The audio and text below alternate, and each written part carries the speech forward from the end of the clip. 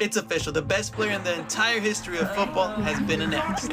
Popular and well-known magazine 442 Community has released a list of 100 players that are the best in football history. We'll be naming the top 10 players that... Kdaj ste nazadnje sedeli v tišini? Ne, resno mislim. Kdaj ste nazadnje sedeli brez kakršnih koli motilcev, brez česarkoli, da bi vas zabavalo? Sami, s svojimi mislimi. Dan danes lahko v 60 sekundah napišeš sporočilo prijatelju, si prebereš vse o življenju zvezdnika in kupiš čevlje, in to ne, da bi vstal iz svoje postelje.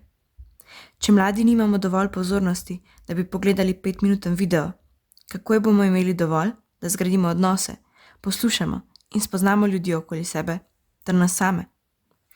Vedno imamo na dosegu roke telefone, z njimi pa takojšen pobeg od neprijetnih občutkov in skrbi. Problem je, ker tega pobega ne moremo prinesti v resnično življenje. Ko ti na internetu ni všeč video, lahko vedno podrsaš stran, domače naloge, prepirov in slabe samopodobe, pa ne moremo preprosto odskrolati.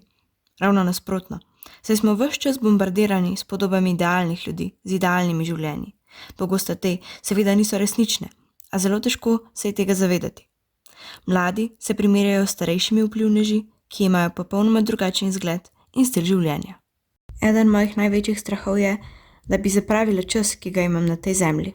In strašljivo je, kako hitro čas leti, ko smo na socialnih omrežjih in na naših telefonih, ki počasi vdirajo v vsak del našega življenja in nas ovirajo pri tem, da bi učinkovito opravljali stvari, ki jih je treba narediti, in pa stvari, ki so nas osrečevale ali pa še zmeraj nas. Se res želiš, ko boš čez 50 let pripovedoval svojim vnukom o svoji mladosti, spomniti le socialnih omrežij, videoigric in dolgih ur zapravljenih ob skrolanju? Izklopi se.